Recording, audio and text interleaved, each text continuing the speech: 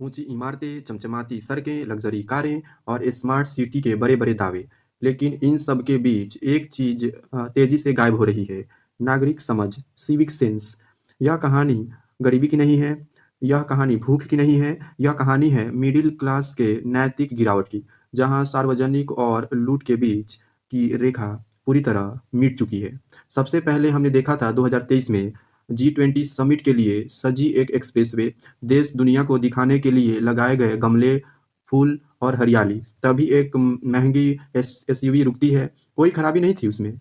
दो अच्छे कपड़े में सजे लोग उतरते हैं और सरकारी गमलों को अपनी डिक्की में भरने लगते हैं, जैसे यह उनका हक हो। उस दिन यह साफ हो गया कि महंगे कार होना अमीर चरित्र की गारंटी नहीं है। स्मार्ट सिटी में रहने का मतलब स्मार्ट नागरिक नहीं होता। फिर हम देखें 2025 में राष्ट्र प्रेरणा स्थल, देश के महापुरुषों को समर्पित स्मारक, प्रधानमंत्री का भाषण, कर्तव्य, गर्व और राष्ट्र भाव के बारे में। लेकिन जैसे ही सुरक्षा घेरा हटता है, प्रेरणा खत्म हो जाती है। लोग टूट पड़ते हैं, कोई एक पौधा नहीं लेता।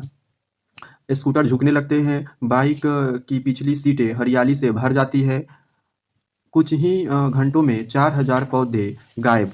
यह चोरी नहीं थी, यह मानसिकता थी। सरकार का है तो किसी का नहीं। अब हम देख रहे हैं 2026 में नई दिल्ली वर्ल्ड बुक फेयर, ज्ञान साहित्य और संस्कृति का उत्सव। फिर एक शब्द गूंजता है, फ्री, और पाठक भीड़ बन जाते हैं। काउंटर लांघे जाते हैं, किताबें छीनी जाती हैं, झगड़े होते हैं उन किताबों के लिए जो इंसान बनना सिखाती है। कितनी विडंबना है, किताब पाने के लिए जानवरों जैसा व्यवहार। हम वर्ल्ड क्लास सड़कें चाहते हैं, हम वर्ल्ड क्लास शहर चाहते हैं, लेकिन वर्ल्ड क्लास नागरिक बनने को तैयार नहीं हैं। जब 50 रुपए का पौधा चुराने में शर्म नहीं और मुफ्त की किताब के लिए धक्का-मुक्की जायज़ लगती है, तो समझ लीजिए गरीबी जेब की नहीं, आत्मा की है।